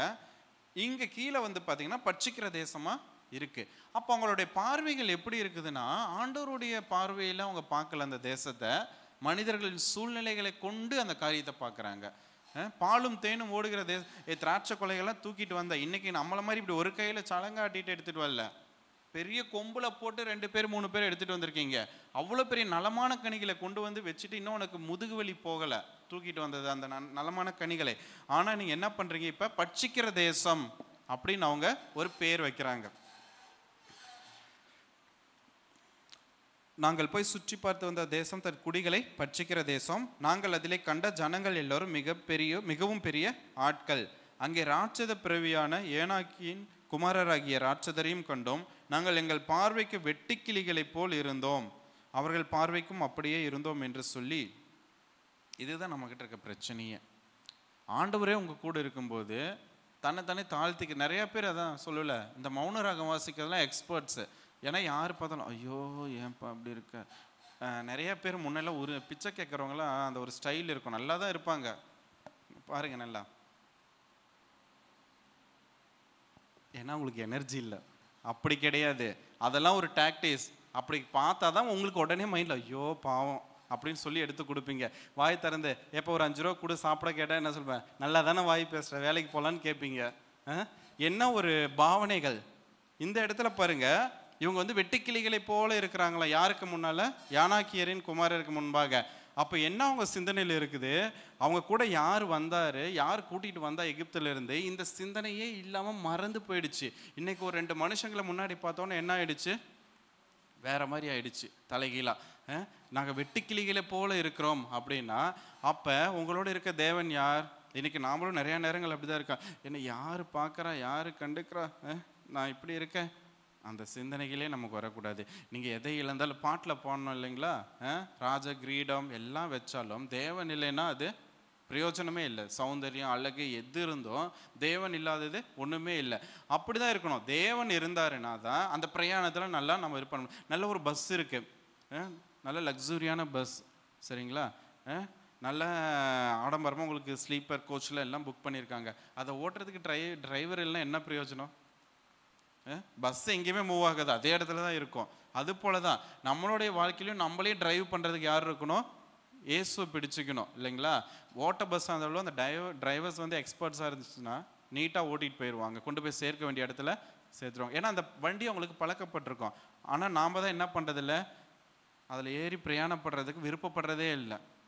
அப்போ நிறைய நேரங்களில் நம்மளோட சிந்தனைகளும் இவங்களை போல தான் இருக்குது இல்லையா. நாங்கள் வெட்டுக்கிளிகளை போல இருக்கிறோம். சிறுமையின் எண்ணங்கள், அதாவது தன்னைத்தானே தாழ்த்தி கொள்ளுகிறதான அந்த இன்ஃபீரியாரிட்டி இல்லையா, நிறைய நேரங்களில் வந்துடுது. நம்ம இந்த சுதந்திரமாக கொடுப்பேன் அப்படின்னு ஆண்டவர் சொன்ன காரியங்கள் எல்லாத்தையும் நம்ம என்ன பண்ணிடுறோம், நினைவு கூறுறதே இல்லை. அதுக்கு தான் வீட்டில் நிறைய இடங்களில் பார்த்தா வசனங்களாக அடித்து வச்சுருப்பாங்க. அதை பார்க்குறப்பெல்லாம் நமக்கு என்ன ஆகணும், ஒரு வசனம் அது நம்மளை தேற்றும், நம்ம பார்க்கும்போது அது நம்மளோட பேசும், ஏன்னா வார்த்தை பேசுகிறது தானே அப்படின்னு சொல்லி நம்ம நிறைய வீடுகளில் வசனங்களை ஒட்டி வச்சுருப்பாங்க. அப்போ என்ன பண்ணுறது, நிறைய நேரங்களில் இந்த வசனத்தை மறந்துடுறோம். அதுக்கு முன்னாடியே நம்முடைய தேவன் யாருங்கிறதையே நம்ம மறந்துடுறது தான் பிரச்சனை. நம்ம யார் கூட ட்ராவல் பண்ணுறோம் அப்படிங்கிறத நம்ம நிறைய நேரங்களில் மறந்துடுறோம். அந்த காரியங்கள் எல்லாம் ஏன்னா அடிமைப்படுத்தி வந்தாங்க, நாங்கள் அடிமையாகவே விரும்புகிறோம் அப்படிங்கிறத இந்த இடத்துல அவங்கள உயர்த்திக்கிறது. ஒன்றுத்துக்கு இல்லாத விஷயத்தை இவங்க ஒன்றுமே நடக்கலைங்க அந்த இடத்துல. அவங்க பேசல, அவங்களோட கம்யூனிகேட் பண்ணல. போயிட்டு அந்த ஏனாக்கின் குமாரோட சுற்றி பார்த்துட்டு கனிகளை எடுத்துகிட்டு வந்திருக்காங்க. அவங்க பார்த்தவொடனே ஒரு அப்பியரன்ஸ் மனசில் வந்துடுச்சு, இவங்க வந்து நம்மளோட பெரிய ஆளாக இருக்காங்க, நம்ம வெட்டுக்கிளிகளை போல இருக்கிறோம். பாலும் தேனும் ஓடுகிற தேசம்தான். அந்த இடத்துல பாருங்கள் 27வது வசனத்தில் அவங்க சொல்கிற டோன் எப்படி இருக்கு பாருங்க. அது பாலும் தேனும் ஓடுகிற தேசம்தான் அப்படின்னு சொல்லிட்டு, ஆனாலும் எனக்கு புரியல, என்ன 2 விதமான நினைவுகள் ஒரே சிந்தனையில் வந்து போகிறது நமக்கு இருக்கக்கூடாது. இந்த சிந்தனையை அடிமைப்படுத்தி வைத்து நம்மளை தாழ்விலே தள்ளும்படி, வெறுமையாக்கும்படி, நீங்கள் ஒன்றுத்துக்குமே இல்லை அப்படின்னு சொல்லி அந்த நினைவுகளை கொண்டு வர்றது இது மாதிரி காரியங்கள். அப்போ நம்ம என்ன பண்ண, அது மாதிரி சிந்தனைகளிலிருந்து நம்ம விடுதலை பெறும்படியாக நம்ம இந்த நாட்களில் ஜெபிக்கணும். அதுக்காக நம்மளை ஒரு நிமிஷம் நம்ம ஒப்பு கொடுக்கலாம். ஏன்னா நிறைய நேரங்களில் இது எப்படி தெரியுமா, விசுவாசி கிடையாது, இது அவிசுவாசம். நம்ம தேவனுடைய பிள்ளைன்னு சொல்லிட்டு அவர் உங்களுக்கு வாக்குத்தத்தத்தை கொடுத்து கூட்டிகிட்டு போகிற இடத்துல நீங்கள் வேணான்னு சொல்லி அவரோட எப்படி பிரயாணப்பட முடியும்? விசுவாசிகளாக இருந்தால் என்ன பண்ணுவாங்க, விசுவாசிக்கு என்ன அர்த்தம், நடக்கலைனாலும் நடக்கணும்னு நினைக்கிறது பேர் தான் விசுவாசி. ஆண்டவர் சொல்லிட்டாரு நடக்கும்னு சொல்லி உனக்கு கூட்டிகிட்டு போகிறேன்னு சொல்லி, ஆனால் சூழ்நிலைகளை பார்த்து நடக்காதுன்னு சொன்னால் நம்மளை எப்படி விசுவாசிகள்னு சொல்லிக்கிறதுக்கு? முதலாவது அடிப்படையிலேயே நம்ம மாற்றம் அல்ல. அப்புறம் பலவிதமான ஆவிக்குரிய காரியங்களை நம்ம பேசி பிரயோஜனமே இல்லை. நான் நிறைய பேருக்கு நான் சுவிசேஷம் சொல்கிறேன், ஊழியம் பண்ணுறேன், நான் நிறையா காரியங்களை பண்ணுறேன் அப்படின்னு சொல்லிக்கிட்டு என்ன தான் நம்ம சிலமம் பண்ணாலும் ஒன்றுமே வேலைக்காகாது. இந்த ஒரு நிமிஷம் நம்ம கண்களை மூடி வாய்களை திறந்து இந்த நாட்களில் விடுதலை பெறும்படியாக முதலாவது என் சிந்தைகளில் ஆண்டவர் எனக்கு கொடுத்த வாக்குத்தத்தங்களை நிறைவேறக்கூடாதபடிக்கு நான் என்னுடைய வாயினாலேயே அதை கெடுத்து போட்டு விட்டேன். தேவனே என்னை மன்னியும். திரும்ப உம்முடைய வாக்குத்தத்தங்களை நான் உரிமை பாராட்டி பெற்றுக்கொள்கிறேன். எனக்குள்ளே இருக்கிறதான அந்த அடிமையின் சுபாவங்கள், சிந்தனையிலே காணப்படுகிறதான தேவையில்லாத அவிசுவாச காரியங்கள் இயேசுவின் நாமத்தில் என்னுடைய சிந்தையை விட்டு வெளியேறுவதாக, என் குடும்பத்தில் உள்ளவர்கள் சிந்தையை விட்டு வெளியேறுவதாக, என்னுடைய சபையில் உள்ளவர்கள் சிந்தையை விட்டு வெளியேறுவதாக. ஸ்தோத்திரம் ஆண்டவரே. அப்போ நிறைய நாட்களில் நம்ம இப்படி இருக்கிறோம். கனிகளை கொண்டு வந்து எப்படிப்பட்ட கனிகளை இவங்க காட்டிட்டு இருக்காங்க பாருங்க. நல்ல கனிகளை கையில் இருக்குது, ஆனால் இவங்க ப்ரொஜெக்ட் பண்ணுறது, எல்லாருக்கும் எக்ஸிபிஷன் பண்ணி காட்டுறாங்க. 40 நாள் சுற்றி வந்துட்டு தவறான காரியங்களை வெளிப்படுத்திட்டு இருக்காங்க, தேவனுக்கு ஏற்காத காரியங்களை. இன்னைக்கு நானும் சபைக்கு வரேன்னு சொல்லிட்டு வரோம், 18 வருஷம் 20 வருஷம் வரேன். ஆனால் என்னுடைய கனிகள்லாம் பார்த்தீங்கன்னா மற்றவங்களை அவிசுவாசத்துக்கு நேராக திருப்புகிறதான காரியங்களாக இருக்குது. ஆனால் கையில் ஆண்டவர் நல்லமான கனிகளை கொடுத்திருக்கிறார். அதோடைய என்னுடைய வார்த்தையினாலோ என்னுடைய கிரியைகளினாலோ நான் பழக்கப்பட்டு வந்த அந்த ஒரு சில காரியங்கள்னாலோ நான் என்ன பண்ணிடுறேன், விசுவாசத்துக்குரியவைகளை வெளிப்படுத்தாமல் அவிசுவாசத்துக்கு ஏதுவான காரியங்களை, மக்களை, ஜனங்களை, என்னை சுற்றி இருப்பவர்களை தவறாக வழிநடத்தும்படியாக நான் என்ன பண்ணிடுறேன், நான் என்னுடைய சிந்தனையின் சூழ்நிலையின் காரணமாக ஒரு மாதிரியாக நிற்கிறேன். அப்படி இருக்கவே கூடாது இல்லையா? முடியாததையும் முடித்து வைக்க என் தேவனால் கூடும் அப்படிங்கிறது தான் நமக்குள்ளே இருக்கணும். முதலாவது அங்கே போய் அவங்க சண்டை போடல, பார்க்கல, சிந்தனை, அந்த சிந்தனையில் ஒரு தெளிவில்லை. நான் யார் கூட ட்ராவல் பண்ணிகிட்டு இருக்கேன், யார் என் கூட இருக்காங்க அப்படிங்கிறத. அதுக்கு தான் ஃபெல்லோஷிப், அவங்களோட ஐக்கியம் வல்லமை உள்ளதாக இருக்கணும், வலுப்பெற்றதாக இருக்கணும். தேவனுடைய காரியத்தில் யார் அதிகம் ஈடுபாடாக இருக்காங்களோ அவங்க கூட நம்ம ஃபெல்லோஷிப் இருக்கும் பொழுது நிச்சயமாக நமக்குள்ள ஒரு ஸ்ட்ரென்த்து கிடைக்கும். அன்னிக்கிட்ட தான் சொல்லிட்டு வந்தோம், அவங்க பெங்களூர் போயிட்டு வரும்போது ஆஃபீஸ் போகிற ஐடியாவே இல்லை, அண்ணி உங்கள் கூட டைம் ஸ்பெண்ட் பண்ணி, அண்ணா அண்ணி கூடலாம் டைம் ஸ்பெண்ட் பண்ணி ரொம்ப நாள் ஆச்சு, லாங் ட்ராவல் பண்ணி, நான் அதுக்காகவே வரணும் போயிட்டு அப்புறம் அவங்க கூட வந்தேன். அந்த ஐக்கியத்தை ஆண்டவர் என்ன பண்ணுவாருன்னா, நம்ம கூட ஏதாவது ஒரு காரியங்கள் நீங்கள் எதுவும் பேச வேணாம், ஜஸ்ட் அது மாதிரி பீப்புள் கூட இருங்களேன். அப்போ உங்களுக்கு தெரியும் அந்த வல்லமை, அந்த ஒரு விசுவாசத்தில் உங்களை என்ஹான்ஸ் பண்ணக்கூடிய, உயர்த்தக்கூடியதான காரியங்கள் உங்களுக்குள்ளே வரும். இதுவே நான் உலகத்தாரு கூட இருந்துட்டு நாள் பூரா ஞாயிற்றுக்கிழமை நான் அப்படி தான் இருக்கேன், அதுதான் ப்ராக்டிஸ். ஏன்னா வெளியே எப்படி இருக்குமோ அதுதான் ப்ராக்டிஸ். கை தட்டுங்கன்னா உள்ள அப்படி தான் இருக்குது. ஏன்னா 6 நாள் செய்யாததை 7 நாள் திடீர்னு ஒரு 2 ஹவர்ஸில் செய்ய முடியாது. வீட்டில் நம்ம ஜபம் பண்ணாதான் இங்கே சொல்லி கொடுக்கும்போது அறிக்கை பண்ணி விடுங்க, அதை சொல்லுங்க நம்ம வரும். என்ன காரணம், ஒரு குழந்தைய எதுக்கு ப்ராக்டிஸ் கொடுக்குறாங்க, ஒரு போட்டிக்கு போகிறதுக்கு முன்னாடி வளைச்சி ப்ராக்டிஸ் கொடுக்குறாங்க இல்லையா, காலையில் சாயங்காலம்னு. அப்போ தான் அது ஸ்டேஜ் பர்ஃபார்மன்ஸில் நல்லா பண்ணோம். நான் ப்ராக்டிஸே கொடுக்காம திடீர்னு போய் மேலே ஸ்டேஜில் ஏற்றி ஆடுனா அந்த குழந்தை என்ன பண்ணோம், அப்படியே தான் நின்றுட்டுருக்கோம். நாமளும் அப்படி தான் இருக்கோம். 6 நாட்களும் உலகத்தின் காரியங்கள் எல்லாத்தையும் சுற்றி பார்த்து வந்துட்டு 7ஆவது நாள் ஓய்வு எடுக்கிறதுக்காக நம்ம சபைக்கு வந்துடுறோம் இல்லைங்களா? நிறையா பேர் அப்படி தான் அதை யூஸ் பண்ணிக்கிறாங்க. அப்படி இருக்கக்கூடாது. 6 நாள் இருந்த அந்த காரியத்தை விட 7ஆவது நாள் நான் உற்சாகமாக இன்னும் துதிக்கணும், அவரோட நான் சம்பாஷணை பண்ணணும், ஆண்டவர் என்னோட பேசணும்னு வாஞ்சியோட நம்ம காரியங்களை ஒப்பு கொடுக்கணும். இவங்களை போல நம்மளுடைய கனிகள் கையில் நலமானவைகளை வச்சுக்கிட்டு, ஆனால் நம்மளுடைய சாட்சியம் எப்படி இருக்கிறது, அவிசுவாசத்துக்கு ஏதுவான சாட்சிகளாக இருக்கிறது. நம்மளுடைய கிரியைகள், நம்மளுடைய காரியங்கள், நம்ம மற்றவங்களை லீட் பண்ணக்கூடிய விஷயங்கள் எல்லாமே அவிசுவாசத்துக்கு தள்ளுது. நல்லவேளை அந்த இடத்துல காலை இப்போ எல்லாரையும் அமர்த்தி இல்லை உட்காருப்பா அப்படி இல்லை, நம்ம போய் ஈஸியாக அவங்கள மேற்கொண்டலான்னு ஒரு விசுவாச தைரியத்தை அவன் என்ன பண்ணுறான், கொடுத்துருக்கான். இதே மற்ற ஆட்கள் என்ன பண்ணியிருக்காங்க, தவறான போதனைகளை அவங்களுக்கு கொடுக்குறாங்க. அப்போ நம்மளுடைய ஐக்கியம் எப்படிப்பட்டதாக இருக்கணும் இந்த நாட்களில், தேவனோட ஒப்புரவாக ஒழுக்கமாக இருக்கிற பிள்ளைகளோடு இருக்கணும். நிறையா நேரங்களில் இவங்க கிறிஸ்தவங்க தாங்க, ஆண்டவர் பிள்ளை தான். ஆண்டவர் பிள்ளைனா வேறு, கிறிஸ்தவங்கன்னா வேறு. அதெல்லாம் நம்ம தெளிவாக புரிஞ்சுக்கணும். சர்ச்சுக்கு போகிறேன்னு சொல்லிட்டா அவங்க எல்லாருமே பர்ஃபெக்ட் அப்படிங்கிறது கிடையாது. தேவனோட அவங்க என்ன உறவில் இருக்கிறாங்க அப்படிங்கிறத பார்த்து தான் நம்மளுடைய ஃபெல்லோஷிப் இருக்கணும், நம்மளுடைய உறவுகள், ஐக்கியம் எல்லாமே இருக்கணும். அப்போ காலேப் என்ன பண்ணுறான், அவன் மனிதர்களை தைரியப்படுத்துகிற ஒருத்தவனாக இந்த நாட்களில் இருக்கிறான். நம்மளுடைய கனிகள் அவனு தான் போயிருக்கான் இல்லையா, யோசுவா காலேப்லாம் போய் பார்த்துட்டு தான் வந்திருக்காங்க. அப்போ அவங்களுடைய காரியங்கள்லாம் எப்படி இருக்குது, ஒரு பாசிட்டிவ் அப்ரோச்சில் இருக்குது. அவங்களோட சிந்தனைகளில் ஒரு தெளிவு இருந்திருக்குது. நான் யார், ஆராதிக்கிற தேவன் என்னோடு இருக்கிறவர் யார், எங்களை எல்லாம் இதுவரையிலும் பார்வோனின் கைக்கு விடுதலையாக்கி கூட்டிகிட்டு வந்தவர் யாருங்கிறத அவங்க நல்ல தெளிவாக புரிஞ்சதுனால தான் அவங்களால என்ன பண்ண முடியுது, மற்றவங்களுக்கு வழிநடத்தக்கூடிய, தைரியப்படுத்தக்கூடிய ஒரு சுபாவம் அவங்களுக்குள்ளே இருந்திருக்குது. அவங்களோட சிந்தனையில் முதலாவது ஒரு தெளிவு இருந்திருக்குது. அப்போ இந்த நாட்களில் நாம் என்ன பண்ணோம், நம்மளுடைய சிந்தனை, யாராவது நம்மக்கிட்ட ஜெபிக்க வந்தாங்கன்னா அவங்க குறையை விட நாம் சொல்கிற குறை தான் அதிகமாக இருக்கும். நிறையா நேரங்களில் நான் பார்த்துருக்கேன். அது எனக்கு ரொம்ப கஷ்டமாக இருந்திருக்குது. ஒரு சில நாட்களில் ஒரு சில ஆட்கள் சரிங்களா, சர்ச்சில் நம்ம ஒரு சில விஷயங்களை கண்டிக்கிறதையோ சொல்கிறதையோ அதை என்ன பண்ணுவாங்கன்னா உலகத்தார்கிட்ட போய் அதை வந்து பிரசித்தப்படுத்திக்கிட்டு இருக்கிறது. குறிப்பாக அவங்க ரிலேட்டிவ்ஸ் அது மாதிரி இருந்தால் ஆண்டவர் அறியாதவங்ககிட்ட. அப்போ நம்மளுடைய சாட்சிகள் இவங்களை போல தான் இருக்குது. நலமானவைகளை தேவன் கொடுத்தும் அதை சுதந்திரிக்கக்கூடாதபடிக்கு அவிசுவாசமான காரியங்களை என் வாயினாலே நான் பிரகடனப்படுத்தி கொண்டே இருக்கிறேன் இல்லையா? அதை நம்ம என்ன பண்ணோம்? ஸ்டாப் பண்ணோம். முக்கியமாக தேவனோட ஒழுக்கமான உறவில் இருக்கும் கூட தான் நம்மளுடைய ஐக்கியம் முதலாவது இருக்கணும். அப்போ தான் காலேபை போல் நம்ம என்ன பண்ணுவாங்க? வழிநடத்தப்படுவார்கள்.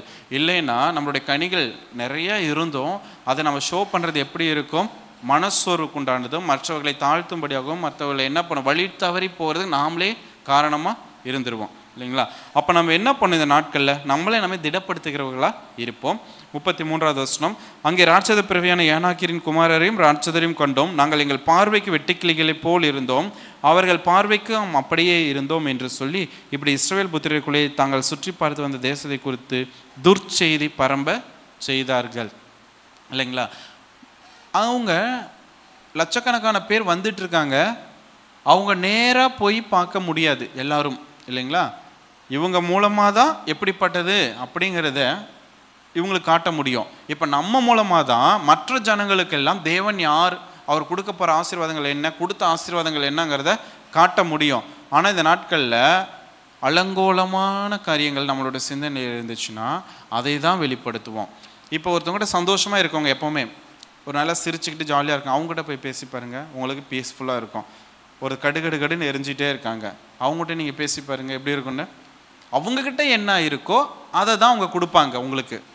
நீங்கள் சந்தோஷமாக இருக்கவங்ககிட்ட போனீங்கன்னா சந்தோஷமான காரியங்களை நீங்கள் பெற்றுக்கொள்ளலாம்.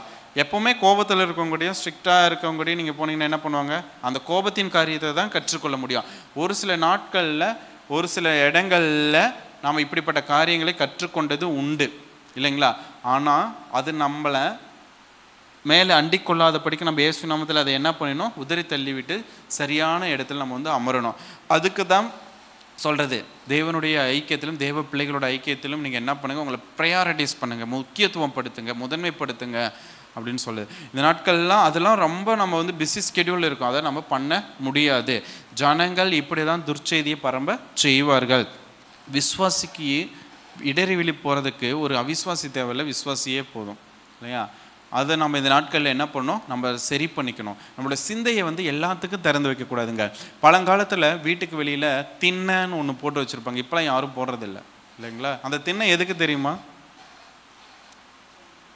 போகிற வரவங்க, தூர பிரயாணம் போகிறவங்களாம் நம்ம வீட்டில் சொந்தக்காரங்க, நம்ம இல்லாத சமயத்தில் சொந்தக்காரங்க வந்தாங்கன்னா அந்த வெளியில் ரெஸ்ட் எடுத்துகிட்டு போகிறதுக்காக. இன்றைக்கி அப்படியே ஒரு வேளை திண்ணை போட்டாலும் வெளியில் அதை விட பெரிய காம்பவுண்ட் ஒன்று பார்த்துடணும், எட்டி பார்த்தா கூட தெரியாத அளவுக்கு தெளிவாக தான் இருக்காங்க. ஆனால் மெட்டீரியல் வேர்ல்டில் தெளிவாக இருக்கவங்க ஆவிக்குரிய வேர்ல்டில் தெளிவாக இருக்கிறது இல்லை. அந்த திண்ணை மாதிரி இன்றைக்கி நிறைய வழிவாசல்கள் நம்ம திறந்து வச்சிடறோம். நான் இல்லைனாலும் பரவாயில்ல, நீ வந்து என்னை ஆட்கொள்ளு அப்படின்னு சொல்லி, எதே உலக பிரகாரமான காரியங்களுக்கு. அப்போ என்ன நம்ம மனசில் இருக்குன்னா ஒரு அட்டாச்மெண்ட், எது உலகத்தோடு உள்ள ஒரு அட்டாச்மெண்ட்டை விட்டு இன்னும் வெளியில் வர நம்ம ப்ராக்டிஸ் பண்ணணும் இல்லைங்களா? எனக்கு இதெல்லாம் ஒரு குப்பை, இதெல்லாம் ஒரு விஷயமே இல்லை. அவங்க இருந்தால் என்ன, இல்லைன்னா என்ன, எனக்கு தேவன் இருக்கிறார், இந்த விஷயம் எனக்கு நடந்தால் என்ன, நடக்கலாம் என்ன, தேவன் என்னோடு இருக்கிறார் அப்படிங்கிற ஒரு ஸ்பாவத்துக்குள்ளே ப்ராக்டிஸ் பண்ணணும், பழக முயற்சிக்கணும். பழகிறதுக்கு நம்ம ஃபஸ்ட்டு தீர்மானிக்கணும். அந்த தீர்மானங்கள் எடுக்கிறதே இல்லை. என்ன போய் என்ன பண்ணுறது, நானும் போயிட்டு தான் இருக்கேன். அவங்க பாடுவாங்க, ஏப்பா இப்படி போய் எங்களெல்லாம் விட்டுட்டு எவ்வளோ பெரிய குடும்பம், நம்ம குடும்பம் இன்றைக்கி போய் இப்படி உட்காந்துட்ருக்க ஒன்றும் இல்லாமல் அப்படின்னு சொல்லணும்.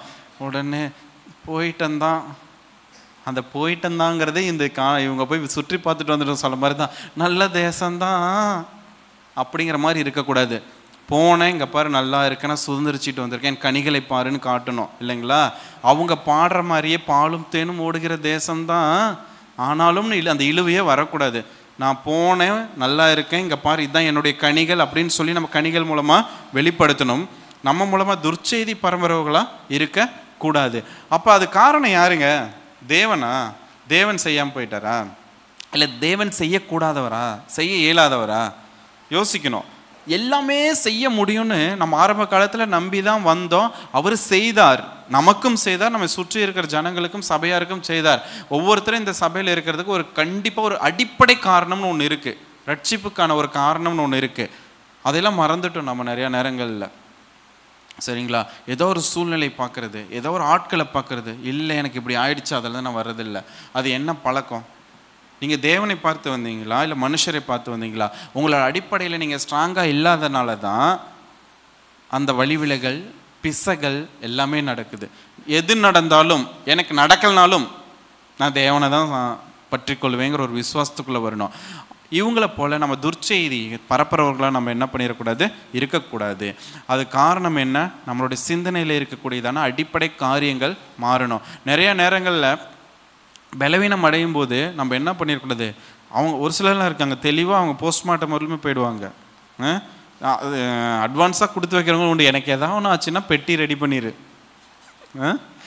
பெட்டி ரெடி பண்ணுறதுக்கு நம்ம எதுக்கு ஆலயத்துக்கு வந்தோம்? அதுக்கு தான். ஏன்னா பெட்டியில் போட்டால் ஃப்ரெஷ்ஷாக அப்படியே இது ப்ரெஸ்ஸாக பண்ணி வைக்கலாம் பாடி. அதுக்காகவா? அதுக்காக இல்லை, இல்லைங்களா? அந்த பெட்டி ரெடி பண்ணுறது அதெல்லாம் அப்புறம். சரியா? தேவன் என்னை கொண்டு செய்ய நினைத்ததை என்னுடைய உயிருள்ளவரே அது செய்யணும். அந்த சித்தத்தை செய்யாமல் என்னை விடவே கூடாது, நானும் மறிக்கக்கூடாதுங்கிற ஒரு ஒப்புதலோடு நம்ம அவர்கிட்ட கமிட் பண்ணணும், ஒப்பந்தத்தை எழுதிக்கணும். அதை நம்ம பண்ணுறதில்ல. நிறைய நேரங்களில் சூழ்நிலைகள் வந்துருச்சுன்னா உடனே இவங்கள போல தான் நிறைய இடங்களில் முறுமுறுக்கிறாங்க இல்லையா?